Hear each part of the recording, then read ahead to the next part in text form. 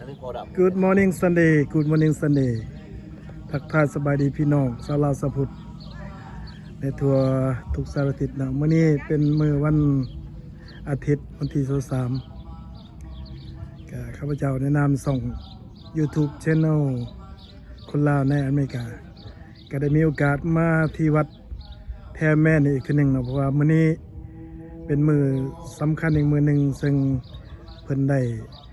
นำสรีระสังขารของพ่อปู่อุดมพุทธวังโสมาทำพิธีตักบาตรนาศพในมื้อนี้เนาะ บรรดาชาวลาวชาวพุทธพี่น้องลูกหลานอยู่ทั้งไกลทั้งไกลกำลังเดินทางมาเนาะมื้อนี้ก็มีมากหน้าหลายตาสมควรทั้งชายทั้งหญิงทั้งผู้เฒ่าผู้แก่เด็กน้อยเด็กหนุ่ม เอา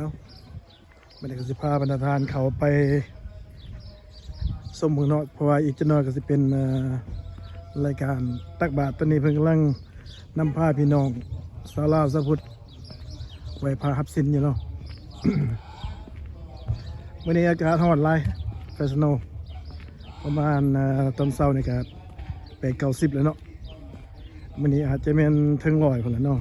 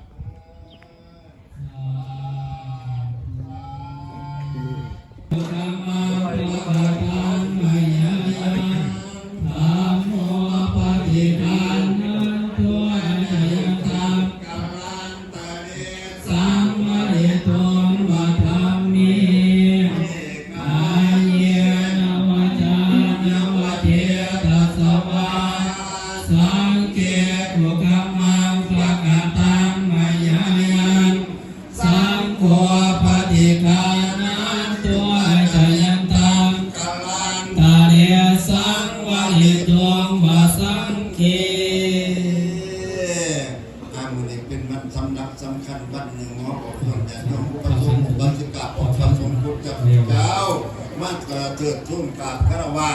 สมมาในเกียรติคุณของท่าน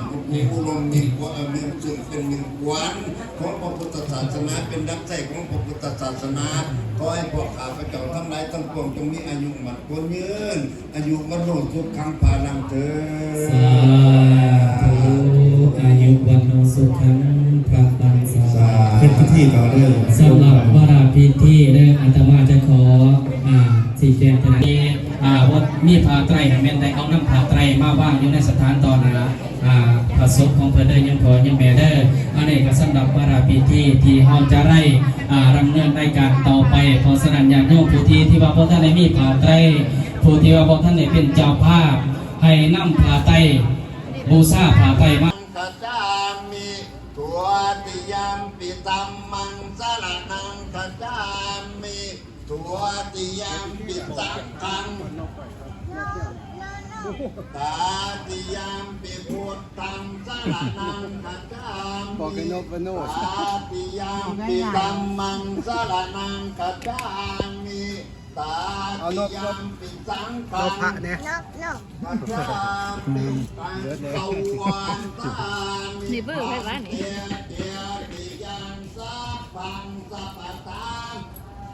เกิดเด็กนี่ออกมานอกนี่เนี่ยตั้งออกมานอกเย็นห้วย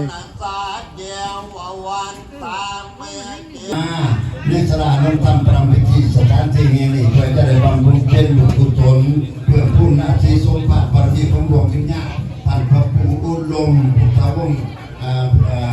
พุทธวังโสภิกขุซึ่งเป็นในหลักสำคัญจากหมอไปเป็นกาหมอกระนั่ง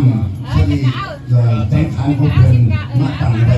ส่องของหมอผู้ทุกคนหลังจากคารวะสมมาเป็นที่เรียบร้อยแล้วต่อไปเป็นการบำเพ็ญบุญกุศลไหว้พระรับศีลแล้วกันเนาะ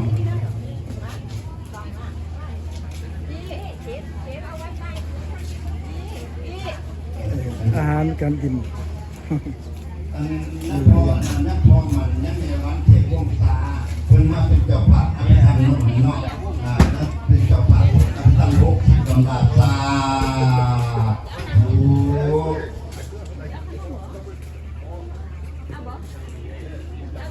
รอดผ่านมาเรื่องตามมันก่อนเลยนะ Hi Sky Hi Sky Hi Sky เลยชัดแจงเพื่อให้ถึงสองกองรองตามกองรับที่นี่เป็นกำลังเขามาเนาะวันนี้เนาะหลังจากเป็นเขามาแล้วก็เริ่มพิธีทางศาสนาเพราะว่าเป็นเจ้าภาพใหญ่ในการจุดการทางเนาะ Now you know. I stopped at $100. You actually did it. I let you try. นี่พระสงฆ์องค์เจ้าหาดูเนาะเนาะมีพระสงฆ์องค์เจ้าหาดูตอนแรกจะถึงนี่แค่บุกแค่หมดทั้งขาวเนาะเนาะบูชาเอากองบุญแล้วก็ถวายราคากับประมาณ500นี่แหละเนาะช่วยสาธุอันเด้อบานนี้พ่อแม่ครูบาอาจารย์นำประทับอาสนะเป็นที่เรียบร้อยแล้วเมื่อจะเริ่มพิธีตั้งศาสนาเรื่องนี้เด้อเนี่ยพอสารวัตรมิงวัดพรบาของหมอยอดเทียนกันหนาเนี่ยพอได้แม่อยู่ทั้งหนองทั้งหน้าทั้งไก่ขอเส้นพนุ่มมือเป็นเรื่องนี้เด้อ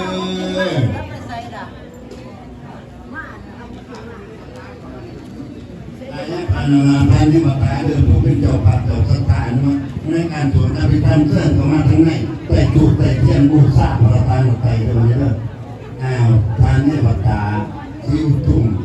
ตาเป็นผู้ใช้เป็นทั้งหมดทั้งหน้าเส้นของหน้าเพราะว่าเป็นเจ้าป่าเจ้าสถาน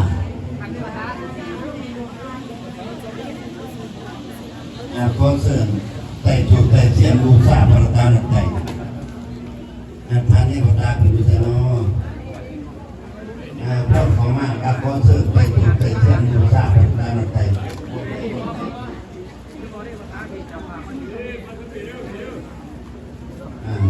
เจ้าป่าเจ้าสถานทำให้วัดตา มักบาละบ่ กำลังไปหน่อยคนหลายครับ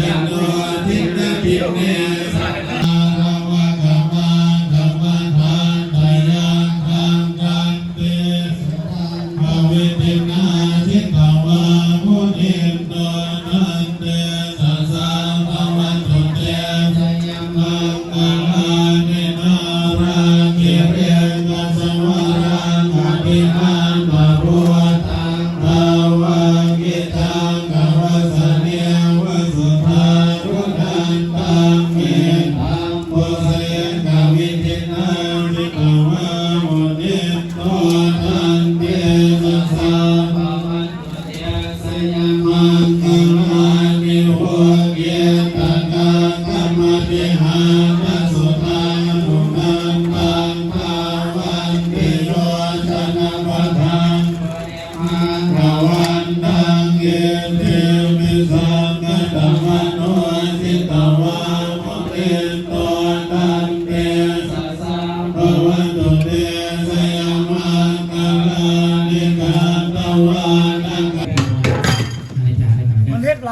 2 มื้อเมื่อวานก็มื้อหนึ่ง อันนี้พอครัวเด้อทานตุยเด้อเพิ่นมือก ลับบ้า เพิ่ น น มัน มา จะเป็นค่ายเสียงแหบแล้วได้มีมันมีอยู่กับเฮ็ดบ่ได้มันมีลูก เพิ่นมาเฮ็ดข้าวมันไก่สู่พี่น้องกิน มา มาเอาบุญน้ำเพิ่นเด้อมันไก่ กินให้หมดเลยมันหมดเนื้อบ้านเลย ตอนคุณพระพุทธทาวังโสและทาวังขอทานแล้ว ข้าว ให้ เขา ยัง มัน เชิญพระเดินไปเป็นสถานที่สงเพื่อเปิดโอกาสให้ ตอนนี้เฮ็ดผ้าเพศบ่ ขาวองค์ต่อไป ถวายเพลงเหลือแล้วก็คุณเรากินกันมานั่งกินลมน้ำไผ่นี่ เดี๋ยว ใคร จะ จะ มา คุยกันคุยกันน้องชายมันค่อยจะ เป็นเพื่อยึดตัวเป็นดอกทั้งหมดเป็นคนแท้ เรียนมันเจ้า ถ้าด้วยจิตอธิษฐานของเฮาด้วยการสร้างคุณงามความดีโดยการถวายสังฆทานว่าถวายปัจจัยจีวรมื้อนี้ก็มีหนึ่งเดียวที่ต้องอธิษฐานก็คืออุทิศบุญกุศลไปวัดพระคุณพระพุทธรูปในขณะเดียวกันก็ขอที่ว่าเฮาได้ตามจิตอธิษฐานกตาธัมมาจตเมธัมมากุศลายสเมสมาเยกามาวจารังกุศลังเกตังอุปนังวุติโสมนัสสะกตังญาณสัมปยุตตังโลภะรัมมานังวาสันตารัมมานังวาสันตารัมมานังวาสันตารัมมานังวาปุถธรรมะรัมมานังวาธรรมะรัมมานังวายังวา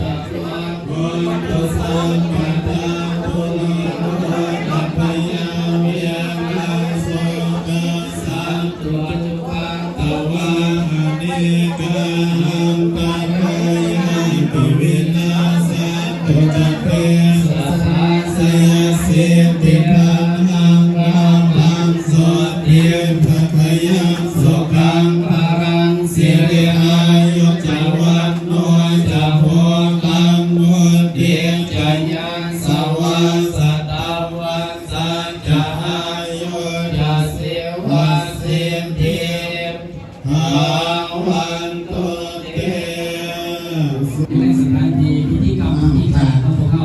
ปาได้ที่ว่านั่งไหนก็แบบนี้ไม่พูดอย่างไม่เกิดภาคเก่าสักแค่ของปาได้ที่ว่าคือของที่ไหนได้ครับลูกปาได้ที่ว่าเกียรติคุณของท่านหลวงปู่ของเรากับโซ่เพื่อนไปบูชาเอาปาได้ที่ว่าเยอะขนาดนี้เพื่อจะได้มั่วขนาว่างปาได้ที่ว่าก็นะพระโชคพระองค์ท่านเยอะขนาดนี้เอาความเสื่อมเรื่องมันถามไว้ตรงกลางก็ไปบูชาเอาผ่าอะไรเด้อเนี่ยหนุ่มเนี่ยหลานเนี่ยหนุ่มเนี่ยลุงนี่ตั้งไก่จะเป็นจบมาสักสามต้องมาเป็นที่ว่าเชื่อมา สุดที่3เนี่ยสำหรับสุดที่2ให้เป็น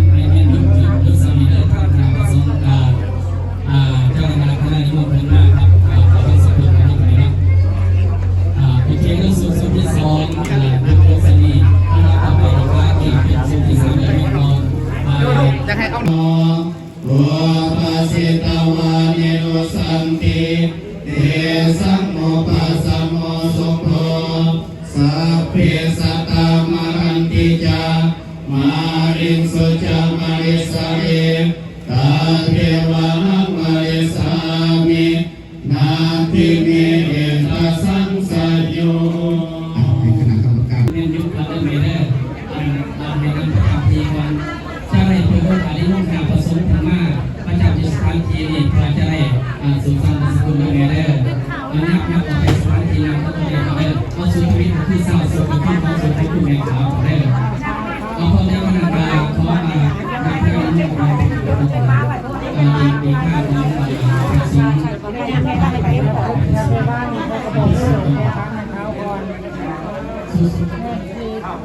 ้าเราอธิษฐานมาจะบุญหลายเรื่องเราต้องว่าเป็นเรื่อง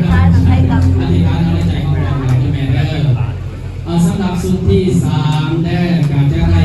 เห็นสมควรจะยุติยุบลงในการนิมนต์พ่อแม่ครูอาจารย์มาสู่สาบังสกุลเดิมแม่เด้อสำหรับแม่อีก3 คน 4 คนเนี่ยต่อมาเลยหลังจาก3 คน 4 คนมีแต่การยุบไปก็ได้ป้าไป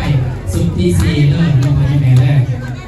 ออีเมลต่อมาตอนนี้ต่อมาแล้วก็ที่ยืนใส่แว่นตาต่อมาแนบต่อมาเด้อประเด็นเอาลูกคืนก็ได้ลูกคืนก็ได้ลูกคืนมากกว่าใจที่ว่าอะไรเด้อสุดที่3นี่กับแม่แม่ปกผ้าจะได้ฟังข้อมูลมาต่อจากนั้น เปิดอาหารบุฟเฟ่ต์ อันนี้ข่าวเรื่อง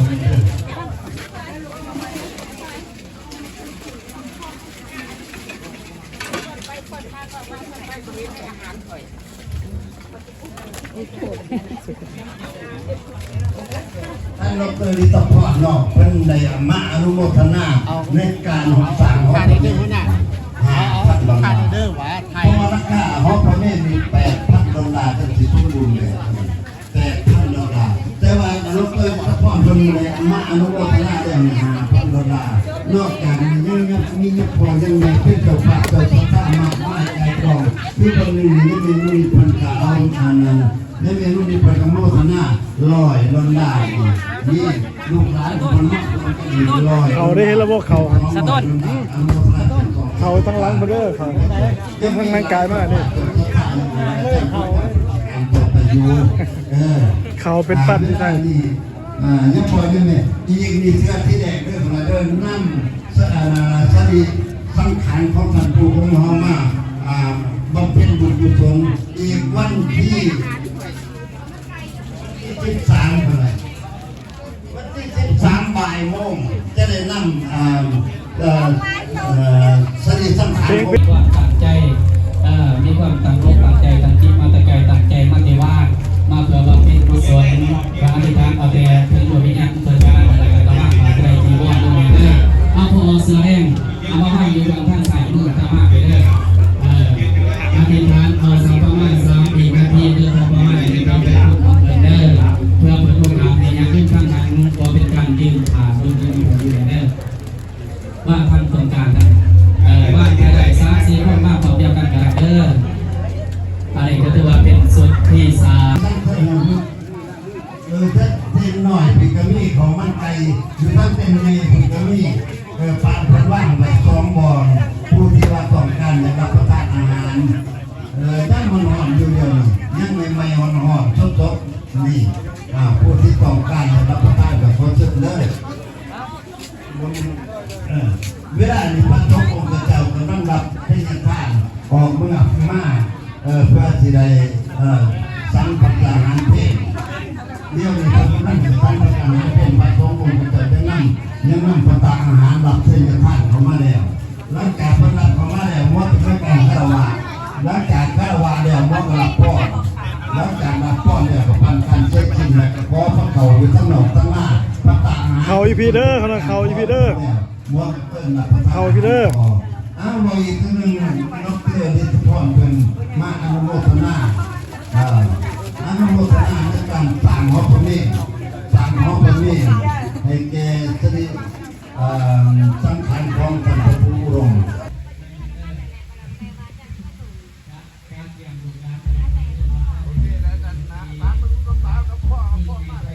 โอ้ยังใหญ่ขนาดต้นนี้ โดนใหญ่แท้ละ กินน้ำกับข้าวนะโอ้ใหญ่ขนาด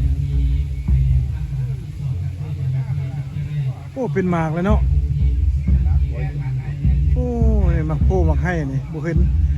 นหลายปีเลย30-40 ปีแล้วบ่เห็นมักไม่มักโพมักนี่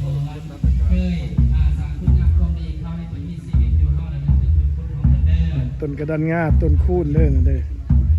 มีเสย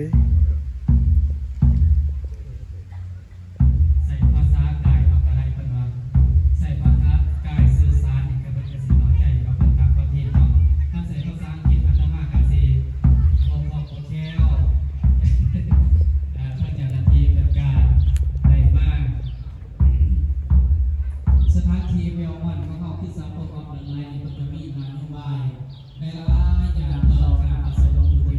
ด้านงาเหลือง สีเหลือง สีขาว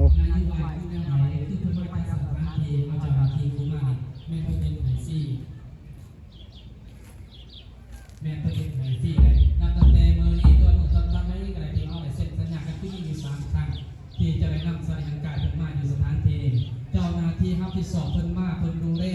ที่2-3 ชั่วโมงอะไรก็แต่แม่ตัวเองไหนที่เหมือนเดิมอันนี้คือนาที่ว่าเขาต้องเป็นจริงอันนี้เราภาพภูมิใจตัวเองความสำคัญของคณะพระสงฆ์สะพอนที่เขียนเมืองเซนสโนเด้อแต่วันนี้เพื่อนอาตมากับบ่หวั่นใจกันแต่ที่วันนี้จะเขียนอธิบายดี หอดบ่ได้แล้วสิหอดแต่ที่เอาออก โอ้นอนเปคือเบบี้นี่ มึงจะว่านะกับเบบี้เลยเบบี้ไงเบิ่งเด็กหน่อย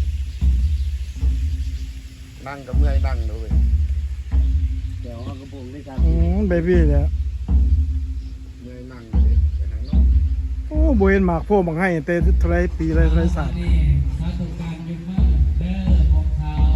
แม่ขาวคอรำนะครับแม่ลำเขาเนาะในคณะนี่ก็คือว่าเขาจะได้เตือนย้าย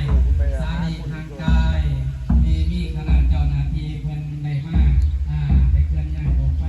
นะชื่อ เย้แล้วก็เด้อเมื่อเด้อวันนี้ 13ของเดือนตุลาคม มาจะเศร้าพุ่น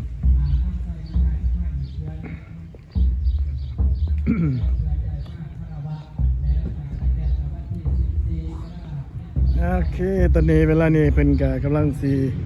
เคลื่อนศพของพระปูดม พุทธวังโสกลับไปสู่ฟิดิโรเนาะไปบอนสถานที่เก็บศพเพิ่นไว้เนาะแล้วเพิ่นก็ยังสิเอามาอีกมื้อวันที่13-14นี่เนาะ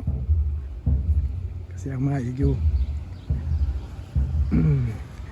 ก็ขอบใจนำประทานผู้ชมทุกๆท่านเด้อคันที่ติดตาม ตอนนี้อากาศร้อนหลายพี่น้องเอ้ย